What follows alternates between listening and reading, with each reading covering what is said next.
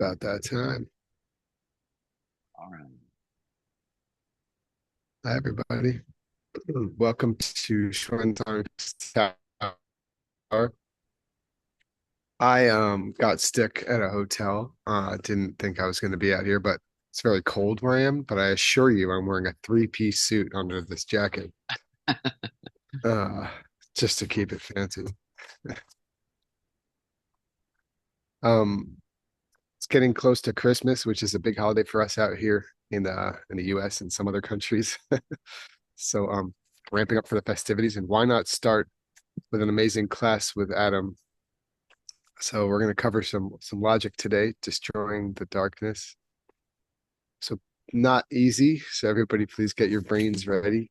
And as usual, an extra special thanks to how much the Worldview Productions team has been supporting us with all of their amazing hard work. Maybe even more lately than ever, but probably always.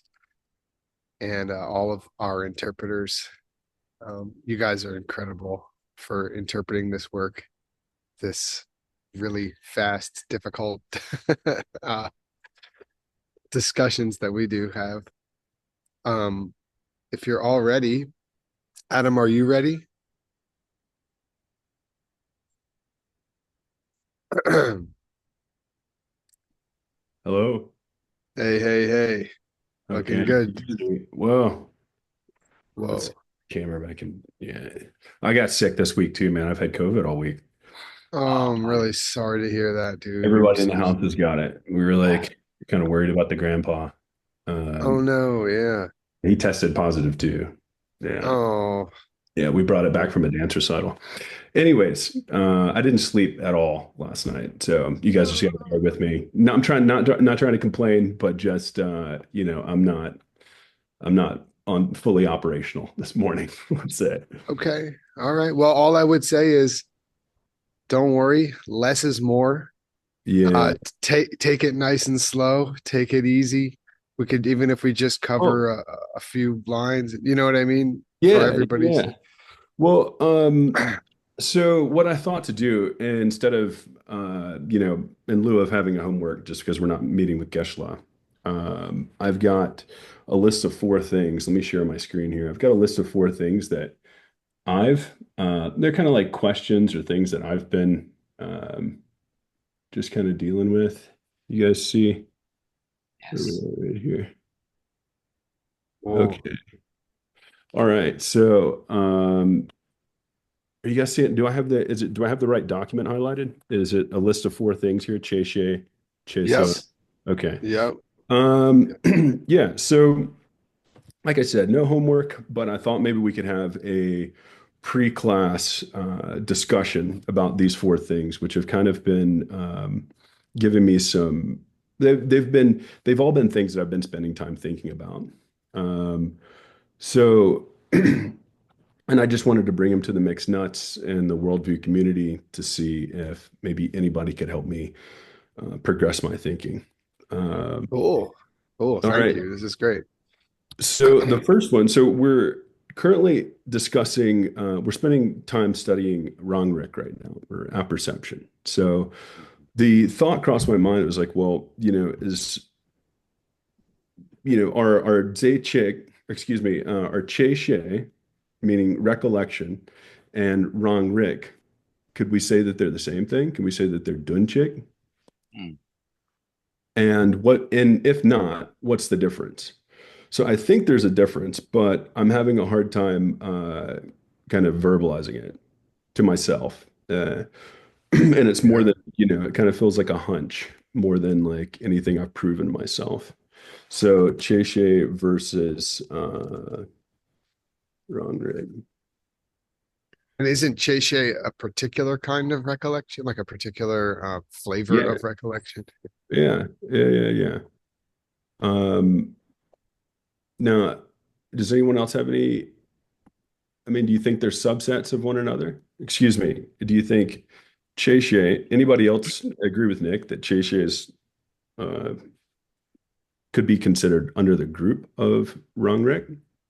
I Oh, I was thinking Che was a particular kind of like jumpa or something. Not Yeah, yeah, wrong, right? yeah, yeah. And I would just say one quick thing. Uh, so somebody said recollection and what? Wrong, Rick, is app perception, right? Or perception, Yeah. the mind ability to perceive itself. Yeah. So Geshe Michael often makes the distinction that wrong, Rick, and this is probably the answer, but I could be wrong. Geshe Michael often makes the distinction that wrong, Rick, is the mind's ability to perceive itself in in the same moment, whereas a Che would be the mind's perceiving itself in a previous moment. No, that's a really good distinction. Yeah, totally.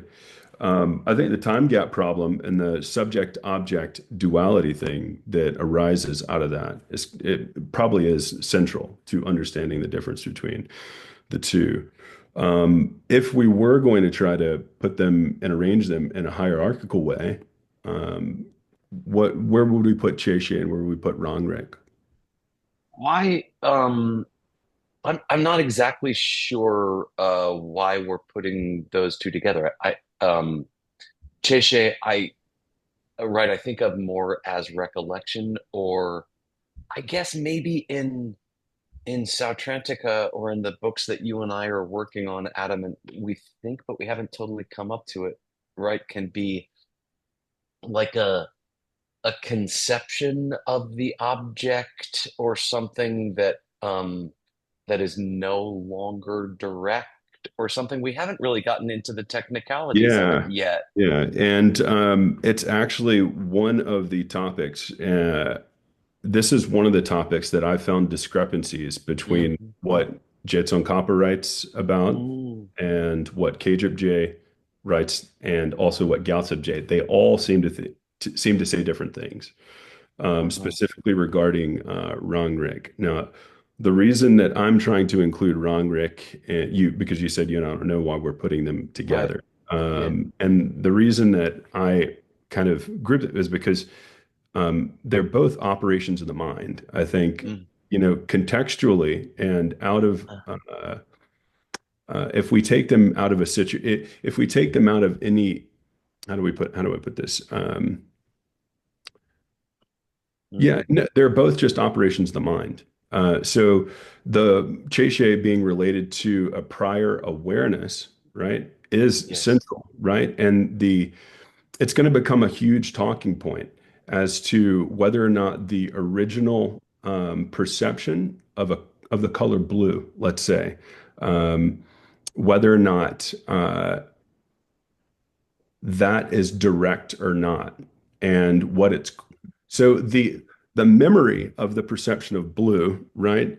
Jetson Kappa seems to say that the memory is that the memory is actually no different than the original impression, right? The original perception is Yeah. actually the Okay. same as your Cheche. Sorry, dude, I've got COVID No, brain. no. This is You seem actually fine. we're going in a No, yeah, it's let me fine. no, get let me keep get keep warmed up here. As soon as I just got to get the neurons firing. yeah, keep going. You don't have to apologize for yourself. You're Yeah, doing fine. I'm not, so it's going to become a big thing, right? As to whether or not if there is, so how is recollection any different than wrong rig? I mean, and this is actually we're going to there's one particular section here that we're going to get to that alludes to wrong Rick being the awareness of a simple knowing. Yeah, and it's a really interesting topic for me because I think there's a there's an interesting problem even in like I don't know modern science or psychology of mind where people talk about this question they call the hard problem of Yeah, consciousness, yeah, right? the big one. And Yeah, it seems to relate to not just like okay, I see the color blue. And we can talk about a computer detecting the color blue, but how do we talk about what it's like to perceive blue as if perceiving blue is somehow different than what it's like to perceive blue? Like, what is yeah. They Well, say the okay, qualia, the yeah. experience Well, of perceiving blue, that's the like distinction that Dharmakirti yeah, makes as well. right, yeah, Yeah, there's a phenomenological difference, right? The yeah, experiential aspect of yeah. experiencing the color blue is Yeah. direct. Yeah, And the experiential aspect is direct. The I don't think in interpretation the is middle both. way, like my feeling is I don't think that you can say much about the experience of blue other than blue. I'm skeptical, and I think it may be that we would consider in other schools, okay, that don't accept wrong root, that we would say that the idea of some Yeah, sort of like what it's like to see blue that's different than blue is a sort of an ignorance, I suspect.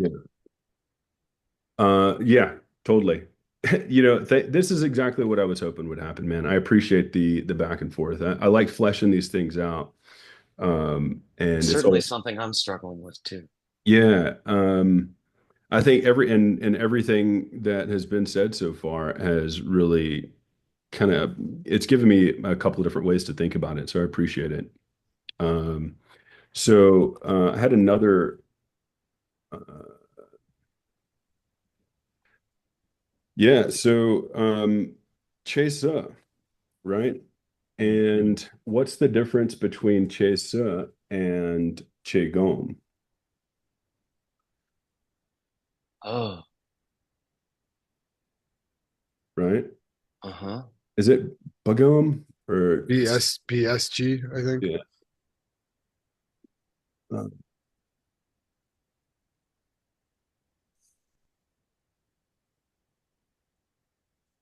so, anyways, let's see. Okay, so does anybody out there know what Che Gom is?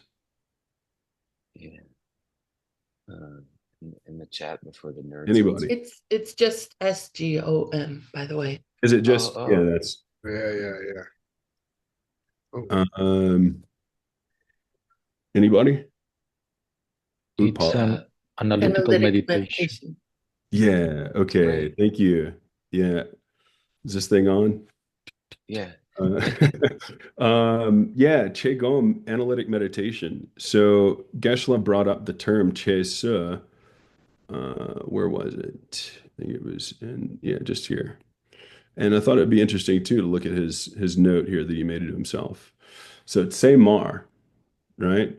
Um, what would given Geshe note there about Che Su, um, could we maybe is that helpful in trying to distinguish the differences between Che Gom and Che Se, saying that it's uh, let's say the yeah. object, right, of analytic meditation.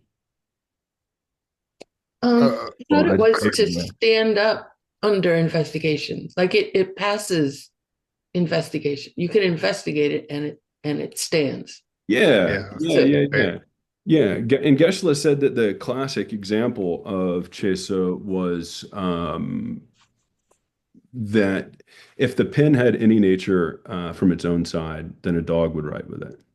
He said that's the classic example. Yeah. yeah, Um, yeah, knowing that, right? Could we say that Che Su is something that we use in Qigong? yeah. So that makes sense. Or Or during we're Chig, looking for the chase in yeah, Chegum. We're taking an object and exposing it to analysis, and we may or may not have an object that stands up. Yeah, right. I like it. I like it, man. Okay. So going back again, once again, whoa, this has been happening, Venerable Upala. My the it's like the spool, I don't The know, just scroll bar, yeah. well, I don't touch the scroll bar. It's just at random times when I'm moving through my document, it'll jump all the way back to the beginning. And I've tried updating and it hasn't really solved it. So I didn't know if you had I'm, the problem. I know I have some electrical interaction with electrical things, but I don't think I'm causing that one. Too far away. Yeah, yeah, yeah. We'll see Paul, about that. Paula, We're gonna Che Gome and see if it bears Does out. yeah. do we get a chance? Does the audience get a chance to try to read the binary? Hold on, that was it was supposed to be a joke. Yeah. So I took the liberty of translating this into binary for you guys, and you can't read the binary. I put the hex right here, Oh so Better, gosh. better, by better, a some little respect better. is right there. Mm. Ah, Anyways, now that joke's, yeah, I thought, Sorry. I didn't no, mean no, to it's okay. jump the gun. I got Um, excited. it's probably pretty confusing anyway. So, yeah, so we're looking at, okay, now what about Yukin? And this isn't necessarily comparing the two terms. This is more so Okay. something that I kind of felt like we've been talking about Zaychik, and I felt like I've had a hard time explaining it. And then Oh, the idea kind of came to me that we couldn't. So as we've been talking about Zaychik, we've been mentioning it in reference to impermanent qualities that are not perceived but are experienced. Excuse me, they are perceived but they're not understood, right? So a coffee cup has qualities that come along with it yeah. that we perceive, but we don't understand them and we don't recognize them, right? So what we've been Okay. saying are things like its subtle impermanence, right? We perceive the cup's subtle impermanence, but we don't recognize it. Now, I think it's also totally okay, right? You guys call me on this, to say that the cup has permanent qualities that come along with it as well, right? Yeah. There Uh-huh. are sets of qualities that come along with every object that we perceive. One of those sets of things are going to be impermanent qualities, and the other set are going to be permanent qualities. Oh And like the boy. fact that it's impermanent or something. like the fact that it's impermanent. No, it's a perfect example. Yeah. Right. But Every in single object is going to have two sets of things, no more or no less. And every object will have both sets of those things, impermanent qualities and impermanent qualities, as long as you Permanent can and perceive them, right? As long as they're things that can be perceived, meaning things that are changing. So, with that being said, coffee cups have sets of permanent qualities that come along with them, namely their ultimate nature, right? Or yeah, the fact that they're empty of having any nature of their own, right? That's a quality that's going to come along with any coffee cup that I ever sip out of. Now, what are the two distinguishing qualities between permanent qualities and impermanent qualities? Hmm. What Are I'm not sure what do you mean when you say impermanent qualities? You mean that because of course a quality in this school is Dakpa, right, is unchanging, but you mean a quality that's true about the cup as long as the cup exists? yeah, yeah. Like the fact that it's going to be changing, excuse me, it's changingness, not the fact that it's Okay. going to be changing, but it's changingness. Mm, So the reason I have Yu Kin here next to Zhe Chig is because you can say that the emptiness, right, is going to have is emptiness caused, no. no. right? Yeah, I mean, is according to many books, it's not. right, and also so now is is a cup's quality of being is a cup's blueness uh caused or ใน uncaused? ครูมา Like Kuma. Cup's blueness. Is a cup's blueness caused or uncaused? Depends on what school you're talking about. I We're think in the in this second school. school we're supposed to say no. Yeah, it's not Hmm. caused. I think that's the idea in this school. I think that qualities in this school are unchanging things Um, because they are all arrived at by Shenzhou because qualities are not because they're cheats and they're generalities, they're not specifics, and only specifics can be rangsen, can be changing Okay. things. So And it doesn't perform a function, does it? I think not. what's that? It's blueness. Yeah. Okay. What about the cup's changiness? The cup's changingness doesn't change. In which way? Uh, in so the changingness is present, not one iota more or less over the course of the life of the existence of the cup, Okay. is what I would try to Does get it have over the does saying. it have the quality of being a changing thing? Um, does the cup or does the changingness have the quality of being a changing thing? Yeah, so we can make the distinction between a material form, right? And the Yes. cup as a singular entity. Right. So the cup is a singular entity that we're referring to. Okay. Um, Singular entity means one thing composed of parts. What do you mean yeah. singular entity? Yeah. Well, I'm trying to make the distinction here that in this school, yes, doesn't exist, and that the only thing that does exist in this school are partless atoms and indivisible moments of awareness. Yeah, So, right. Or so you would say and exists really or something? um, ultimately, they say Yeah, ultimately. sounds good. Yeah, sounds good. They say ultimately. Yeah. So the distinction here that I'm trying to make, and let me drill back out. So whenever, or excuse me, let me. I just need to zoom out here for a second. The okay. So a cup, a cup can be blue, right? Yeah, If so we far so refer to good. the cup's blueness, right? What are we Yeah. referring to? Mm, Are we referring to the category of yeah. that the cup belongs to if it's blue? Yeah, I think Or that's true. are we talking about the word blue, right? Because now we need to make a distinction, especially when we come into linguistic kind of understanding Uh-huh. here, is that Uh-huh. every word is going to have a referent, right? Yes.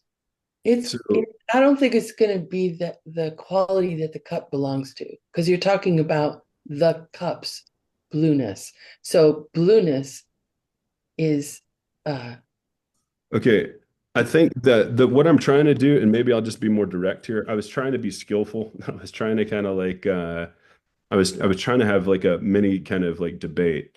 So where I think this would ultimately end up is in saying Mm. that no changing things can have qualities.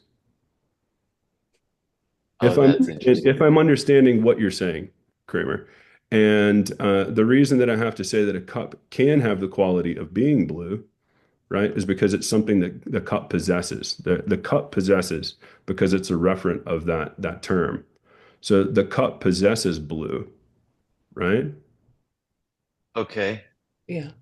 Yeah. I liked your idea that it belongs to the set of things which are blue. I was Okay. actually in favor of that one. All right. Uh, Well, yeah. you know, so ultimately and yeah, this is great. I'm really loving this. I love talking about this stuff and I don't get to. So in between Gyukin and Zaychek, right, we're talking about, let's say causal conditions, right? Mm, And what would be okay, so if I have a cup and that cup has many different qualities, right? mm. Yeah, you got to call. Yeah, thanks, man. That cup has permanent qualities as well as impermanent or changing qualities. So we have I, changing qualities and unchanging qualities bound up, right? Excuse me. Yeah, go ahead. do we? Oh, I Yeah, agree. because you put hot tea in it and then it's hot and then you drink it and then it cools down. Yeah. So, Okay. and once again, it also has the quality of being empty, right? Mm, Uh, Yeah. So, but the main distinction that I'm trying to make here, right, is that Yeah. you have a single object and it has many qualities that are bound up in it. And some of those qualities are going to have different hue, right? Found it. Yeah, some of those qualities. Sorry, I've got a If mute button and it's not working. I'm anybody trying. notices that they have a baby in there near their I microphone, if we got it. So, Uh, good job, good job. well, or if some of the those. baby would just hit the mute button. So the changing qualities and the unchanging qualities are going to have different gyukins, right? Or at least we could say that the changing side is. Gyukin meaning causal Yeah, factor or something. yeah, totally. I've seen it like empowering, The yeah, thing that brings it about. thoughts yeah, and yeah, Okay. totally. So, Okay. yeah, so we can say that unchanging things are caused. Excuse me, changing things are caused, and unchanging things are not caused, right? So So yes. this is almost a proof. It's a for me when I was thinking about it, I was like, oh well, this is kind of a proof that there are different aspects of any given object. Excuse me, of a coffee cup that I perceive but I don't understand because I'm perceiving right this bottle. However, I'm not understanding its emptiness, and we know that uh, there have to be unchanging qualities that accompany every object because if there weren't, then those objects could never exist at all, right? There would be no ability for them to exist. There'd be no way. Um, so for me, the more I thought about it, it was kind of just another way of coming at the Zachick problem, right? Mm. Because the emptiness of a coffee cup is going to be substantially the same thing as as the coffee cup. Whoa. And Oh, the changingness, right? Yeah, it's Zachick. It's they're Zachick. And It, and and I would highly recommend that if anybody wants a really deep look at Zachick, to go to my first book. I Mm. didn't realize how important it was going to be until the Mm. past 6 months, and I've really been digging in. And there are probably, I think, four, four different. There, there are four different types of Zachick right, I remember this. that are presented. So I can say that there are unchanging qualities that are Zachick with the coffee cup. Adam, when you say Zaychik, do you mean in both directions? Like to be one is to be the other in both, or just in No, one just direction? one That's way. Yeah, just one way.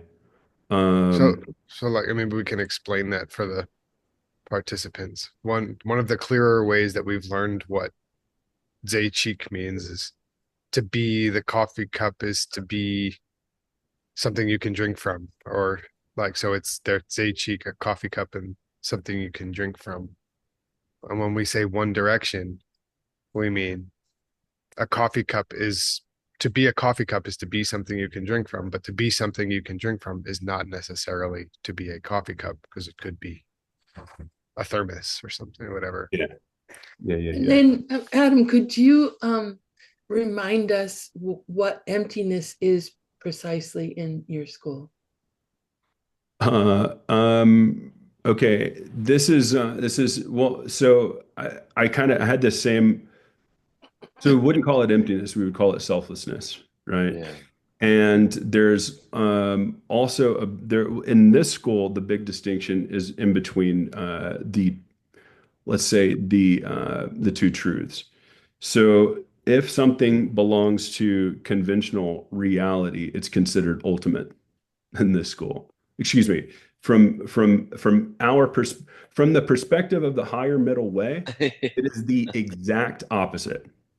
Uh-huh. So it is if you wanted to, in relation to a coffee cup, you would say the coffee cup's nature of existing independent of projections.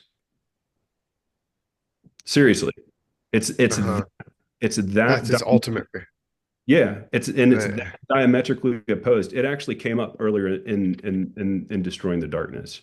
yeah. Uh, and the way that we described the way that we described ulti the way that we described ultimate reality was the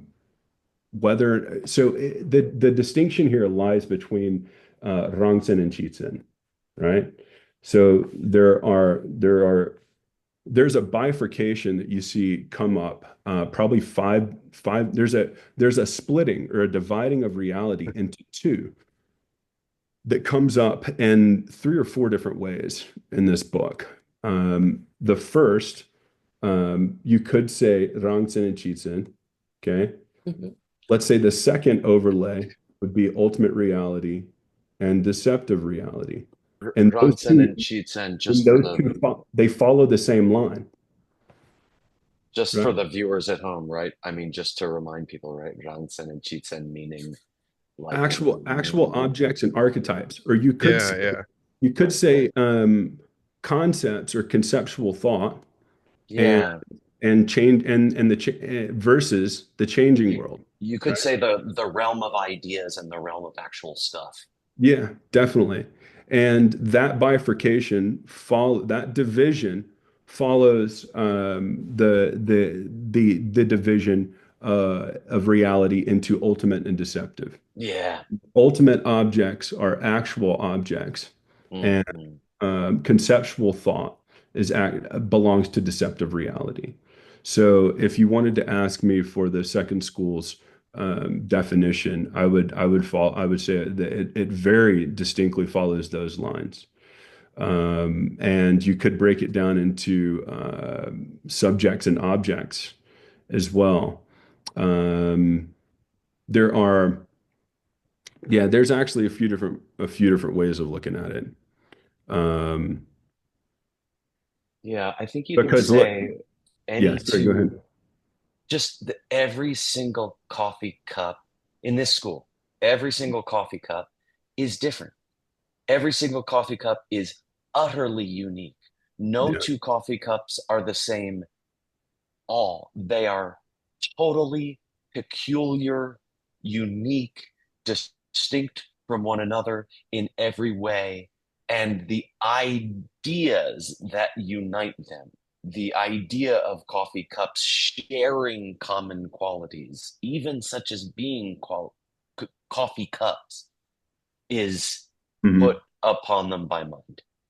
Yeah. Yeah, yeah, yeah. Right. Yeah. But I mean, it's super interesting Yeah. because yeah, I mean, well, if you understand how to negate, you start to understand how this is really like a doorway or a stairway leading to um, higher Majjhimika. Because Mhm. it's direct, the definition of ultimate reality is the direct opposite of what's found in the higher middle way. And meaning that and let's say if higher middle way says that everything exists in name only, right? That everything is nominal, everything's a projection, right? Everything exists only in dependence upon labels, right? So um, that is diametrically opposed. It's 180% opposite to what the second school would say, in that coffee cups exist independent of my own projections. And they define that coffee cup that exists independent of my own projections to be ultimate reality. So if we can say that in order to belong, this is what I've read. In order to belong to any individual school, right? To say that we hold Vaibhashika views, or I'm a Sautrantika, or I'm a mind only guy, that's in reference to whether or not we've actually generated those realizations in meditation, right? So if we're going to say what object are we going to be focusing on, and I think Venerable Paula's upcoming retreat is going to be great to focus on this. Um, Understanding the object of negation that's presented, the gotcha, in each individual school is going to be key. right? And moving up that ladder. So, in understanding what ultimate reality isn't, we start to understand how we can learn to negate certain wrong views that we may hold. And I think, obviously, there's a reason why this is 180% the opposite direction because we're learning to get used to the reasonings, right, that you would hold if you held these views of the second school. And if we get familiar with those reasonings, then we become we become more adept at fighting those off in meditation, right? If you're Yeah. familiar with the arguments, you know how to oppose them. You know how to fight them, right? Yeah. Um, it's becoming familiar with the other schools. And oftentimes, I thought, in my philosophical journey, when am I going to consider it complete, And I was like, I want to be able to argue any given point from any given school, Yeah. from the Yeah. perspective This, of any school. I want where I would ultimately hope for my understanding of let's say Buddhist philosophy. Um, it's kind of where I'm trying to get to. Is I want to understand every school such that I could argue competently from their perspective. And this, this sorry, school believes, yeah, this school believes that we are trapped in the realm of ideas, and that behind all of those ideas is a true reality at the yeah, yeah, bottom of yeah, things. totally. And Great, and great, this great point. school has mastered the art of analyzing our ideas to try to seek the true reality underneath them. And Yeah. when you dig deep in meditation, uh, it's the same techniques that we use in the middle way to go looking for a Mm. true reality underneath all of our ideas. It's just in the middle way we realize you don't find one at the bottom of all your ideas that's preventing your ideas from becoming the only reality that you will ever meet. Yeah. You said something that would lead us, it's a great segue into some of the material that we're covering right now. Um, when you say that the second school sees that there's like this veil that's in between Mm-hmm, us mm-hmm, and our experience of reality, mm-hmm, right? Um, mm-hmm. why exactly can we say that? And let's try to unpack that a little bit more and to understand why Zhe is being used. It's very interesting. Sorry, I'm just digress here for a second. It's very interesting because something that I've seen as I've worked with my text is that KJJ is building on these ideas to take us to more and more subtle kind of concepts. So he's introducing this kind of, physical things, right? But then he's getting more and more subtle with the way that he's talking about them. And this veil that Kramer was describing in between our, let's say, awareness and our perceptions, right? Where is that veil? And why or how could that actually relate to Zechik, and how does Zechik relate to our Nampa, right? Or the aspect of our awareness. So how we've gotten currently, right? We're in a discussion about apperception or wrong red. And how is that related to the veil that Kramer's describing, right? And how is that related to our perception of objects as being Zeichik? And I would suggest to you that there is a very close relationship, right? Um, if we say that objects are Zeichik, excuse me, our perception of the object is an experience, right?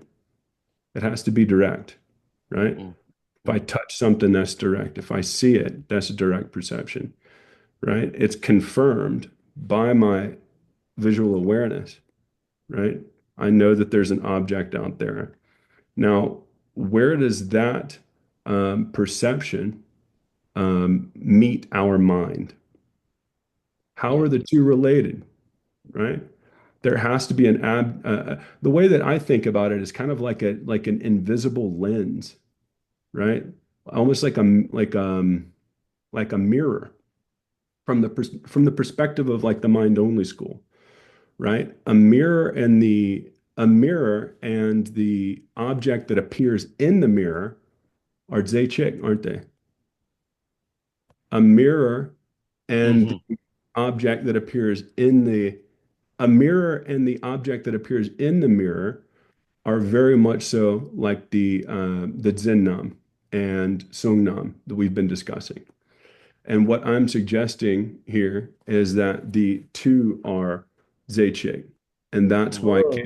That's why Kedrip J started the discussion of Zechik was to lead us into a Yogacara understanding of perception.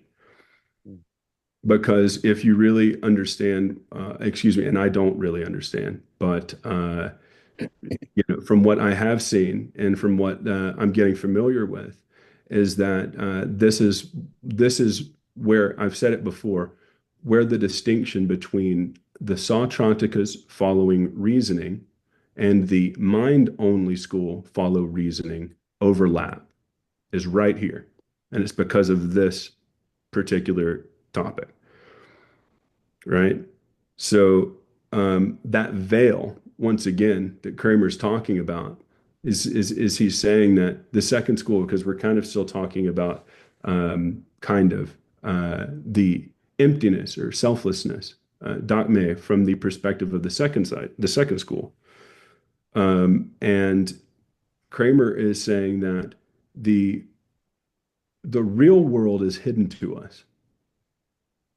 We don't experience that. Excuse me.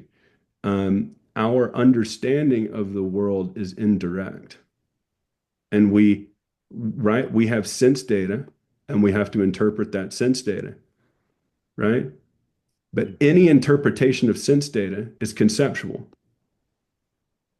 And what the second school is saying is that that's unreal. That can't be trusted because it's just it's just overlays by the mind, right? Some of the, or at least one of the Gaotsubje actually has a pretty good response to this, and he says, "Well, if you're telling me that reasoning can't be trusted, how in the hell are you going to use reasoning to prove that?" Hmm. He's saying Right? you're using reasoning to tell me that reasoning Reasoning, can't be yeah, trusted. Yeah. 100%. Yeah. If you're going to tell me that the three relationships, right, don't belong to ultimate reality, you're going to tell me that reasoning, Mm. right? That you're going to tell me that reasoning can't be trusted. Well, this is one of the ways that he's showing inference and how inference can be trusted, right? So, this is the distinction. This is another way of looking at the distinction between ultimate and deceptive in the second school,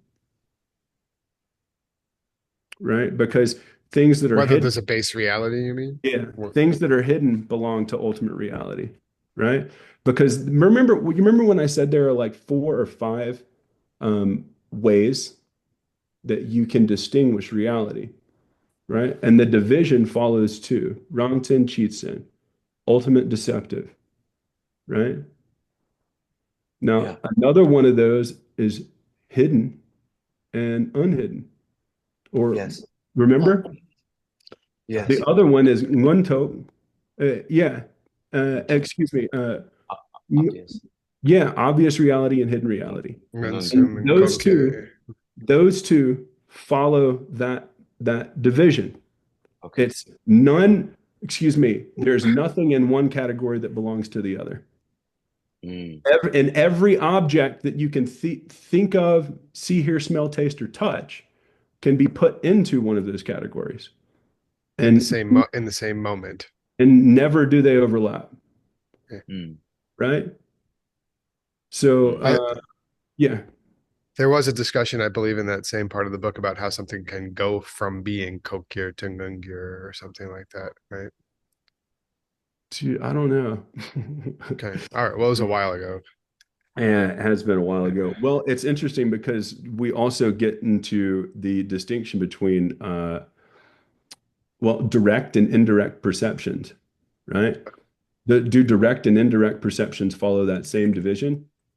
Yeah, yeah, they do. You see, direct and indirect perceptions follow that same bifurcation. And Like you anything can't if you perceive something with logic, you can't perceive it directly. Or you're not at the it's same it's time. Yeah, you're or not you're at the not. same time. Yeah. Right. And remember, there was a That's an interesting discussion. question. Yeah, well, there's a discussion about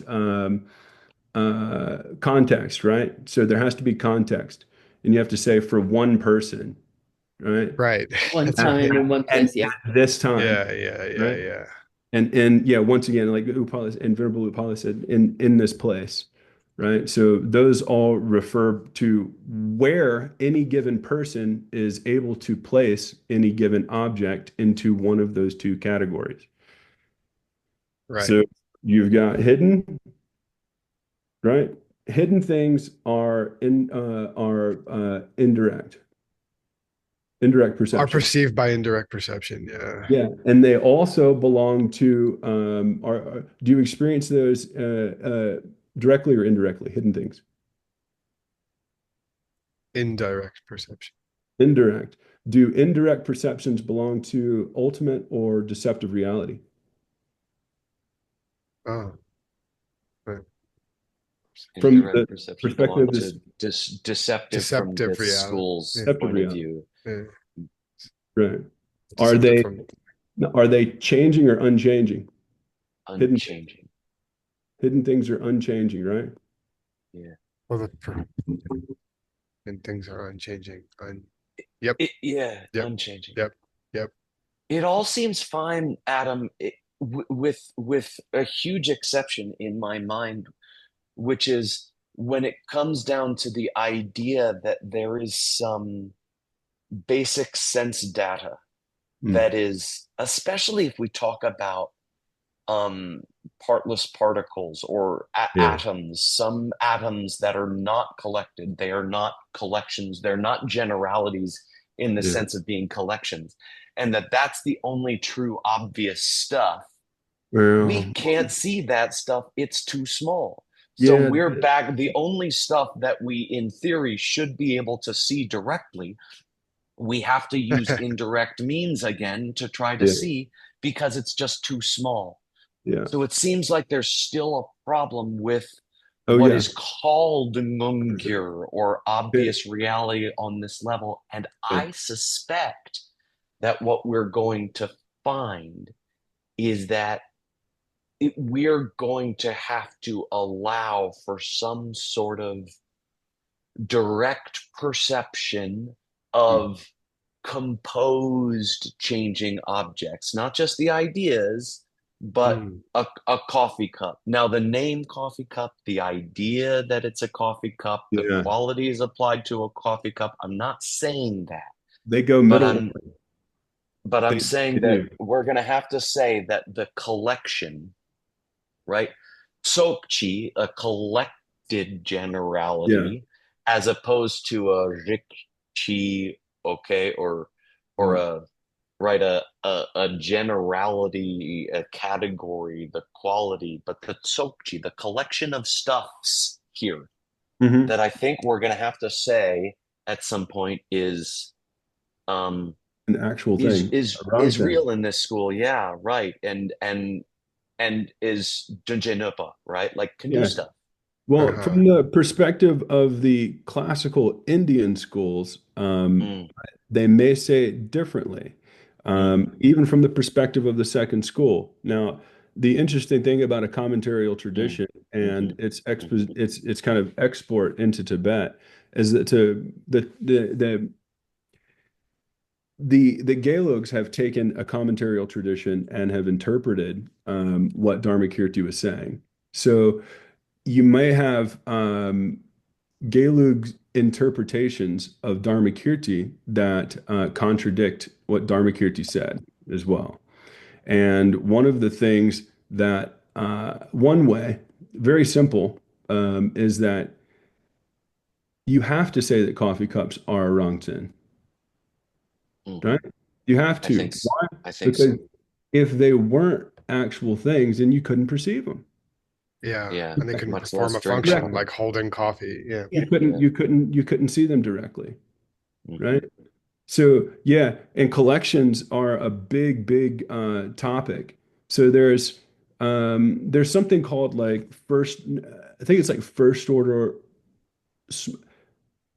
order maybe like no, there's middling order and large order ways of looking at reality, right? So this kind of small order is on the microscopic, let's say molecular, atomic, right? And when we look at the universe, we can't see the atomic, kind of nature of reality. Um, and by atomic, I do mean like indivisible, right? We can't Mhm. keep going down. So um, on this next order, right, you say that then we're in the reality of coffee cups and computers and then Mhm. large order, we're going to think of, you know, galaxies and the universe as a whole, right? So in between this first order and this second order kind of way of looking at things, you've got this kind of in between area Yeah. that some people may say are real, and things that some in between the first order and the second order way of looking at things, you have something called that you have a way of referring to things as being collections, right? You do.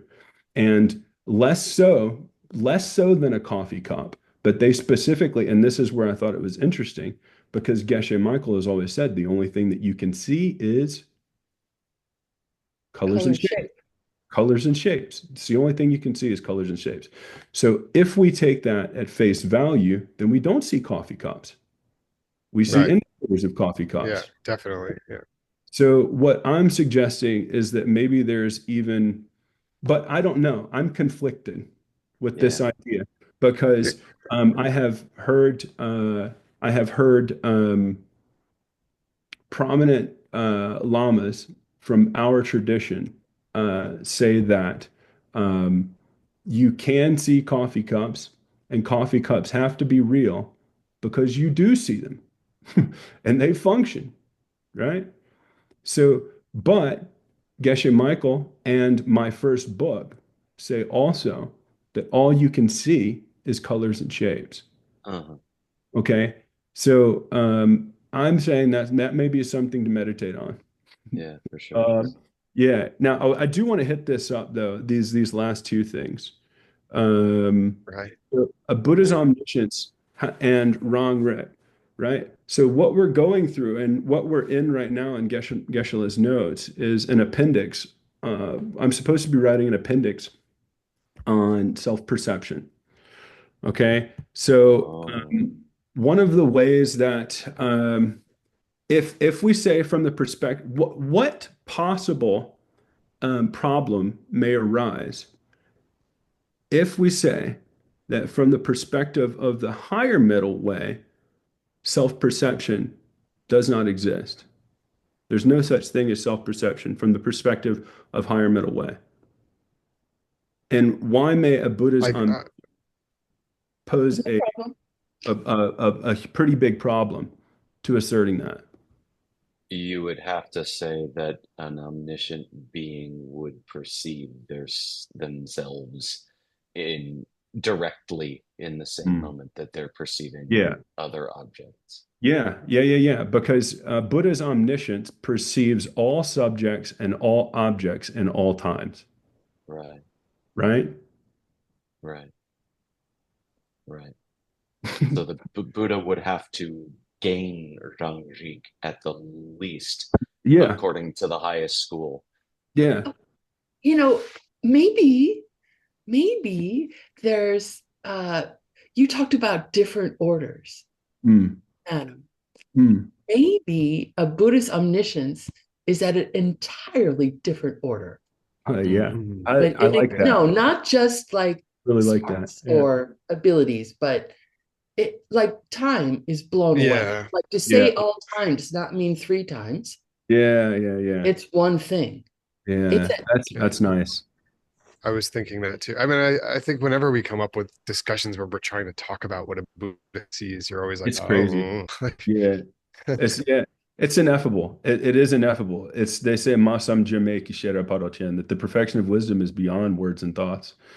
So I mean, those discussions are traipsing right on that ground in between things that yeah, you just can't even think about them. They're non-dual. So yeah. Well, did you see what Sarani said in the chat? no, I don't have my chat pulled up. Oh, she says, what if one's identity of self includes all existence? Then there would only be wrong, Rick. I like it. Oh, you guys are clever, man. I really like that. Yeah, I guess it just depends sounds on like Brahman. what conceptual Sure line do we does. like to draw around ourselves, and how limiting do we want to be, and how expansive do we want to be about what we include within our own identity, Yeah, right? Master I- Shanti Deva. that's a choice, right? So, what schools accept Ron, Greg? Uh, two, Let's go through the first. Let's go three, through the first. and a whisper of the lower middle way. Yeah, right on. Yeah, yeah, yeah, yeah. Now, within schools 2 and 3, can we be a little bit more specific? If we break 2 and 3 down into two themselves. You mean Sautrantika and the Sautrantika leaning mind only? Yeah, yeah, yeah, yeah. And the mind only leaning Sautrantika. But what they Uh, do specifically say is they say following reasoning. So the second, okay, so the first school doesn't accept self-perception. Second school has two sub-schools, right? And Yes. the lower part of the second school tends to follow more sutrist ideas. Okay. Now, the second school, excuse me, the higher school of the second school, we could say the Sautrantikas following reasoning, follow Who Dignaga and who are Dharmakirti. who are the other second schoolers that are who are the canonical teachers of Yeah, the other branch of the second school, if not Dignaga and Dharmakirti? I can't remember. Okay. I think it's that I think that more I there are more shared ideas with Vasubandhu than you know than let's say Dharmakirti and Dignaga. Okay. Now within the second school, we've got the let's say the Sautrantikas following reasoning, and they accept apperception or self-awareness. From the Yeah. perspective of the third school, yeah, the lower half of the second school also uh, accepts self-perception. Mm. Excuse me, it would be all of the mind only, all of the mind only. Right. I think so. Yeah.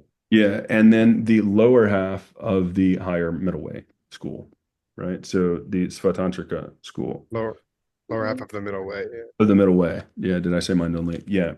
Um, yeah. So you guys want to hit up a little bit of the text? I think that No. we're out of time. We out of We time? will We We ran have out have of two time. minutes. we'll just this was We have 2 awesome though. I mean, minutes. it's not that right. Yeah, this has been Yes, great. sure, whatever you got. Yeah, Um, we won't be able to go that far. I Go ahead. I think it's really profound, Adam. I had a message written to myself on a post-it note. I had these post-it notes in retreat on my covering my pantry Hmm. to remind myself of things. And it was something very profound I read in foundational course 12. and I can, Yeah. I'll put this in the chat for people because I think it's a beautiful quote, and it is Gilsub. Uh, because we tend to think of, and I'm sorry, it's big, Mm. um, but we tend to think about concepts and ideas like understanding that the world is made of concepts and ideas is this very upper middle way thought, and that somehow this practice though of looking for true reality, looking for real objects at the bottom of it all, developed by this school that you and I have been focusing on. They believe that there is a true reality at the bottom of all these things, and the upper middle way does not. However, um, what um, what Gyaltsab says is if you're not satisfied with just an object that's no more than something created by concepts, if you're not satisfied with an object that only exists nominally, and you decide to then go and look for the thing that your concept or name applies to, then that qualifies as an examination, as an analysis into suchness. Hmm. So, as opposed to accepting that things are ideas, accepting that things are conceptual, being satisfied with the realm of projections, that's fine and it's useful, but that's consideration even in the higher school. That's accepting the world of projection. That's analysis into dependence or analysis into projections. And so if you think that they're being somehow naive or silly by going and looking for a reality that we middle wayers think we know better than, um, it's these same techniques. It's these same techniques that are developed in this school that we use in the higher middle way to go looking for a reality because you believe in this reality. Hmm. We believe in this reality. Of course, it feels like there's a veil over this secret reality. There's a veil over the way things really are. And the only way to see that there isn't one is to go looking for that very object that we're saying doesn't exist in the higher middle way. And Or and at the these one we say techniques, does exist, right? yeah, the one we think does, especially. Yeah, right. Go find it. Try to find it. Do try to find it. Don't don't give up on that because some lama told you it's not there. Go try to find it because Mm, some lama mm, told you it's not there. And that's what a good debater does. A good mm, debater, right, always takes the other side. A good Hmm. debater is not afraid to take the wrong position. A good debater, or someone like me who, whether I'm a good debater or not, I use debate as a crutch to help me when I'm confused. I go to my friends and I say, please let me argue a side because I'm stuck.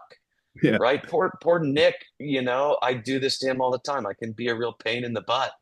it's true. He's in the middle of something and I'm like, no, no, shut up. I need to argue this with you because I'm frustrated. And I don't think I believe in the position that I'm making, but I need to argue it because I'm uncertain. hmm, And if you believe that you're certain in the claims of the higher middle way, then boy, you're making a very high claim indeed. Um, I think that if you truly agree with Tsongkhapa, you have to accept that you don't agree with Tsongkhapa because he says you won't be able to agree with him yet. So you Yeah, yeah. can't can't agree with him if you agree with him. That's And interesting. so you have to have the guts yeah. to argue with him. And these are beautiful tools for that. that go try to find the real stuff at I'm the gonna bottom of it all. I want to add something a very simplified version of Mm, if, something that Alama once told me into what you were saying. And it was just that when we sit down to meditate, and especially Gelugpas like us, or people who study these very intellectual, heavy ways of mm, investigating, like we have already learned over and over again the conclusions that we're supposed to draw and the mm, Yeah. kind of conclusions that we're uh-huh. supposed to arrive at in our Chegoms, in our analytical meditations. And it's really one of the challenges maybe that some of us face is letting those conclusions that we know we're supposed to arrive at, somehow figuring out how to put those aside. Uh-huh. And so spending some of the effort of our meditation or whatever to rest on what we really believe and try to untie that rather than just coming to like, oh yes, and I'm supposed to realize that nothing has any self. Like, Yeah. Yeah. and it's hard. It's actually one of the bigger challenges Yeah. when you know what you're supposed to think. I mostly can't do it. Can I ask you guys a question? Um, Mhm. why may I say confidently that Sema aren't actually accurate? Because of the time Whoa. gap problem, because of the That could be one. But let's say from the perspective of of higher middle way.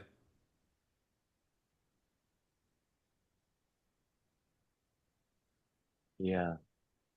What does Tsongkhapa say about all perceptions before Yeah. the, Before the you see emptiness, before Ngunsum Tombani Ngunsum, That they're there- all wrong. that they're yeah. all wrong? Yeah. So can we say that we have wrong, incorrect, accurate perceptions? yeah, on some level, it would seem so. Yeah. I mean, can we not say that they are uh, accurate as to the existence of the object, but inaccurate as to the nature of that Yeah. existence? Yeah. I think it Yeah. comes up exactly that way I somewhere think in that's these how the concepts. diamond cutter would answer that. Yeah. Yeah. You know, I mean, I'm almost certain that that's exactly what is being, uh, what's being drilled, you know, drilled home in the Diamond Cutter Sutra. Um, okay. By the way, Um, everybody, we're into the discussion period. We have 8 minutes Yeah. left in that. So if people our want to, if the external world, people who aren't coming from my mind, want to chime in, Adam and Ben, you guys are coming from my mind. And uh, coming to you live from Next Mine. We'll be here all week. Um, oh, sweet. nice. Actually, This yeah, go ahead. just for silly Billy, Oh, for dude. fun. I just put a picture in the chat of one of the pictures of my pantry and That's fun. retreat, all That's these little notes that I wrote to Dude, myself, and the orange one is this quote from Gilsum J. I saved it. Yeah. yeah. Um, Download that while you got the chance. or no, not the no, the quote, not the pic. But I saved the quote just because I wanted to go back and kind of look at it and see if I could just sit with it. Um, well, so if we wanted to think about practical applications, right? I kind of come back to this. I don't know if I'm just not so creative when it comes to these things, or No one can say what that it about. is. Well, yeah, I need to be more. I need to be more gentle with myself too. So yeah, I mean, I have sometimes. I'll just put it this way. I'm pretty critical. I got a lot of self, you know, stuff. Anyways, so just trying to learn how to be more gentle with myself and a lot Yeah. of things that I do in my choices and decisions and the way that I Hey, describe myself. So but yeah, I digress once again. Um, whenever I go thinking about ways that I can take second school ideas and implement them into my life, it comes back consistently into if we're talking about um, Dulce Chame, if we're talking about indivisible atoms and partless moments of awareness, we're sucked up into those all day, every day, right? Like our entire experience is, I mean, I'd say 90% of what we interpret of our about our experience of reality is visual. When I wake up in the morning, it's not until I really open my eyes and I see this influx of visual perceptions, all these colors come rushing in. It's almost like then my consciousness turns on, and I'm like, oh, okay, now I'm awake, right? But it's 90% visual. And I have sounds, but it doesn't seem like those are the main meditation objects that I have, right? If I wanted to be say, if I wanted to say that as I step out of bed, I put my feet on the ground, even when my feet hit the ground, I'm not so aware of my feet hitting the ground. I'm more so aware of the visual awareness of my feet hitting the ground, right? Like that most of my experience is visual and that and I'm not arguing this from anybody else's perspective, because obviously some people are going to be attuned differently. But from my perspective, my reality tends to be 90% visual. And if I wanted to say, you know what, I'm going to try to extend my meditation off the cushion and into my day-to-day life, right? Then Mm. what's a good meditational object? Would be to pick something that's always present in the same way that you do with Tonglen, right? You have a meditational object that's there 24/7, right? It's your breath, it's not going anywhere, you know?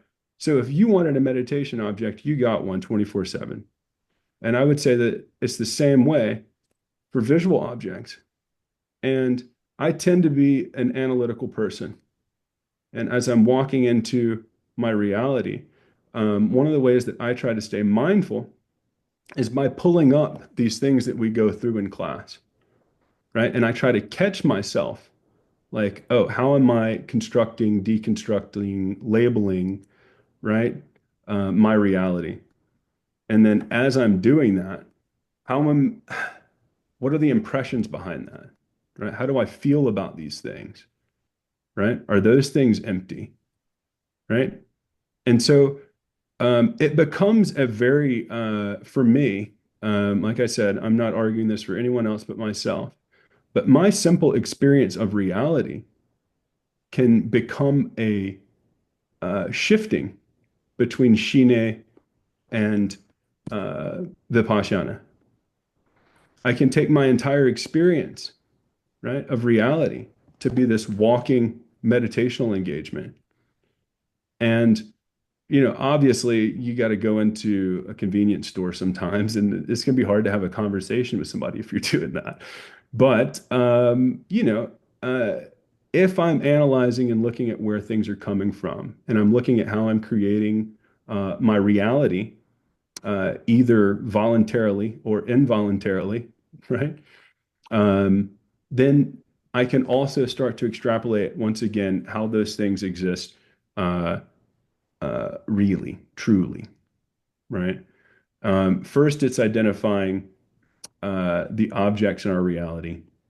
Second, so, well, like I said, for me, I tend to think that these things are very helpful and very, very useful because they train your mind. They give you different techniques, right? If you go and look at the entirety of the first book, of my first book, the collected topics, it's a series of tools, right? That build upon one another, that give you this toolbox of things that you can go in to tinker with reality and how you look at it, right?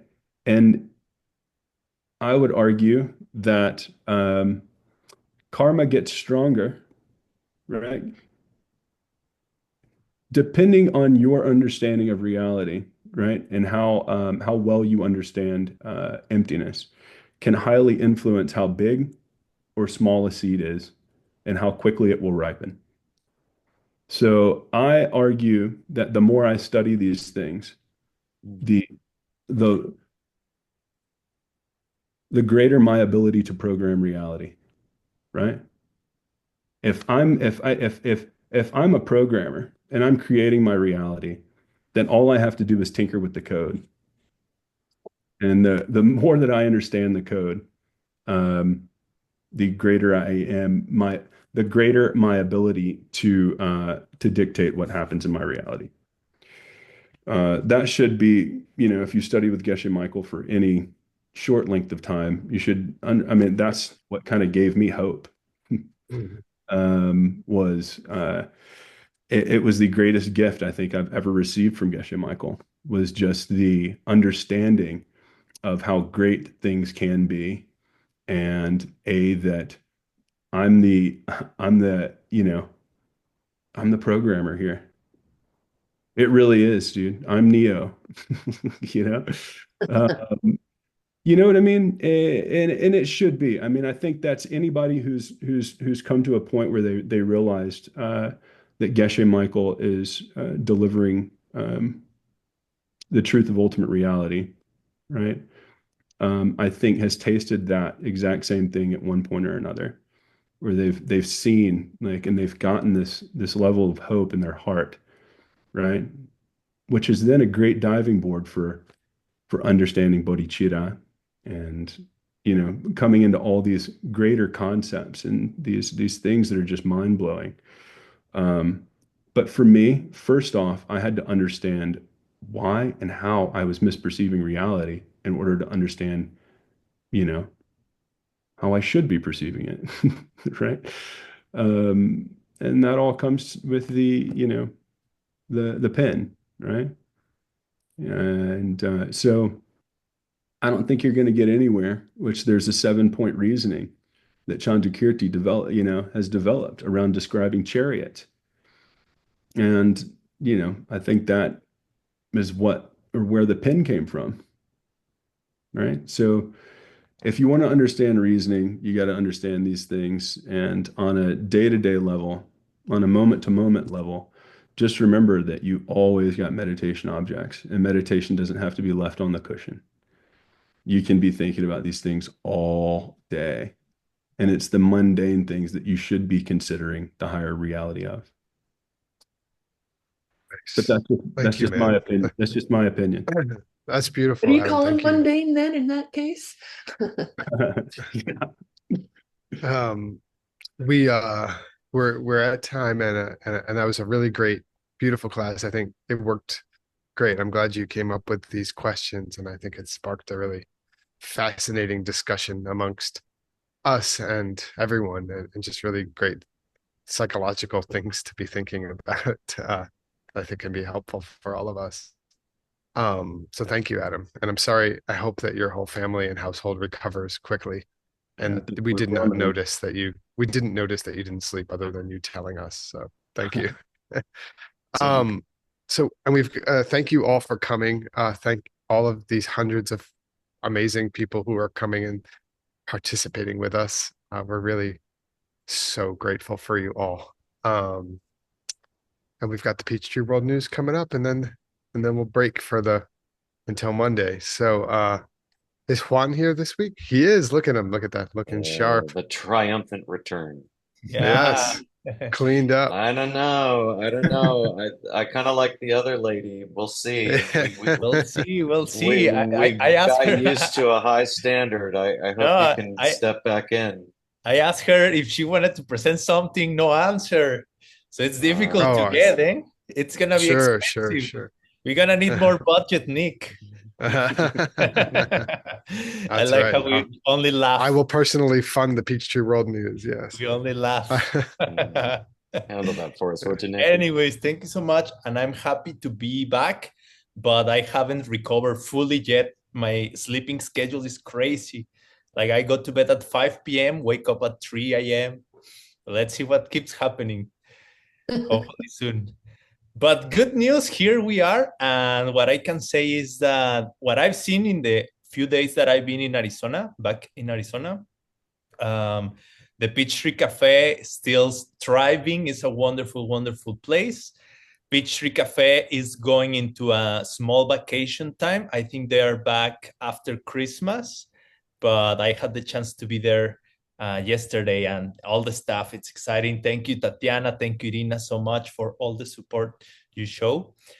And yeah, also Geshe Michael is going to be taking some days off to recover. He's going to spend Christmas with family. So we will keep reporting. That's it for today. No, just kidding. We want to show you some of the actual events that are happening. And I was talking with Ben Kramer, and we are start kind of planning on having a talk and an interview with one of the developers, and also together with Ben Kramer, about this new gopher that it's being developed from a guy, I think his name is Murli or something like that, from India. And those are going to be great news, because having a new gopher probably is going to help the overall project of translating and cataloging these texts, and of course accessing them much better. So it's cooking, it's in the oven, but my job is just to keep reporting that it's ongoing, right? And do you want to see the tiniest preview? Just so tiny. Sure. Let's do it. Okay. Here. Look at that. Dark mode and 1, 2, 3 search fields, and it works. Okay. We can talk more about it soon, but look how attractive that fine, fancy new gopher is. Let's see the drop-down list on those connector part. Well, the important thing is that they work, of course. Okay. Hubba, come on, look at this. Okay, that's it. I'll get out of the way, Juan. No, wonderful. Because for all of the students that are probably almost everyone who's here, and we are all interested and attracted to these topics and ways of accessing this wonderful information, these tools are like a game changer, 100%. So it's wonderful to know that it's almost done. It's almost ready. Thank you so much for the hard work, and we'll be reporting more about it soon. Thanks. And speaking of that, for people who are interested in developing more, tech skills, Brian Mendoza, one of the members of Worldview Productions, this organization who helps many other organizations to produce their events, he has uploaded a series of courses teaching you how to use software like Zoom and many other tools, electronic tools, in order to provide this kind of wonderful service, right? The cool thing about this, or one of the cool things, is that it's specifically designed for what most of the Worldview organizations use. So if you learn these skills, you're gonna be very capable, let's put it that way, of helping, volunteering, or working for the worldviews, because it's exactly what many of the worldviews look for when they look for someone that could help them. So if you're interested, you can access these courses. They are free, and it's like tutorials on how to use these technology tools. So just a reminder, maybe later we will have a talk with Brian, because he told me in the past there was like 3 or 4 courses, but now there are more courses there. Okay, what else? Coming up, we have the New Year retreat that Geshe is doing from December 29th to January 3rd, coming up very soon. And as a reminder, the Emptiness book that it's already printed and available for, printed edition, physical edition. It's going to be the topic of the event that in January, Utpala is organizing also in Diamond Mountain. Yeah, the Emptiness Meditation Retreat, happening very much mid-January, I will say, 17th to the 26th of January. So there you go. What else? Oh yeah, in February, the Bhagavad Gita is happening, just letting you know. But in that context, I just came back from Japan, as many of you know, and I had the chance to attend one of the YSI collaboration events together with Prema. Prema is one of the distributors in Asia, run mostly by Mei Chan and her daughter Yuki, many of you may know.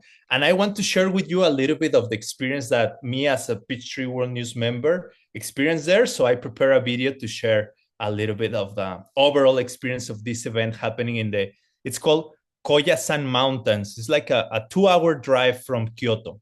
So thank you, Gina, for helping me preparing the video, and I hope you guys enjoy.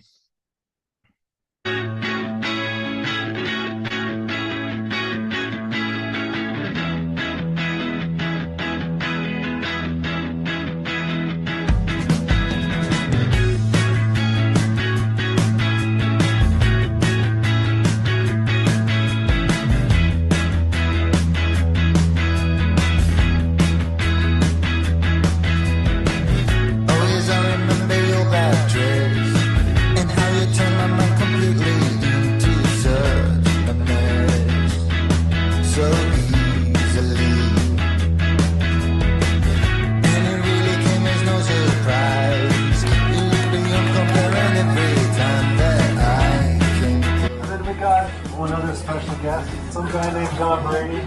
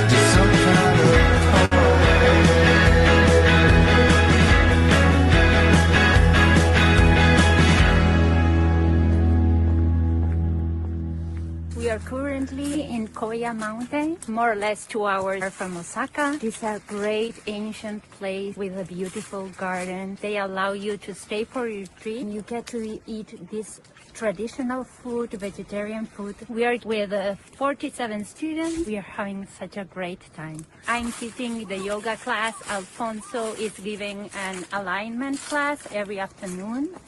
Earl Burney is teaching a beautiful, beautiful text from Jetsun Kappa that is called The Source of All My Good. Our dear Connie O'Brien is teaching meditation every afternoon. It's also JB here for some days. This retreat is about the source of all my good. It's a very nice teaching. Earl is guiding this teaching. We're teaching it in starting from the end. When we start from the end, it's very inspiring because we start from perfection. We start from our perfect selves in this perfect world and then reverse engineer our way to where we are now. Instead of being where we are and trying to think how we get to where we want to be, we start from where we want to be, right? So it's really exciting. It's a great way to guide this retreat. I think the pure magic of being in a beautiful, quiet retreat space where people have meditated for a long, long time, great yogis that we were here with, great teachings, and the magic of having different traditions come and teach something that all of it fit together so beautifully.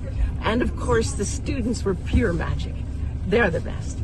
Biggest takeaway was something special happened. If you can see, it snowed on the first day and it snowed on the last day, and everything in between was really magical. We reviewed the whole steps on the path, met a bunch of really beautiful people. I feel so lucky. I feel so blessed. My biggest takeaway, all of the beautiful community that was created here.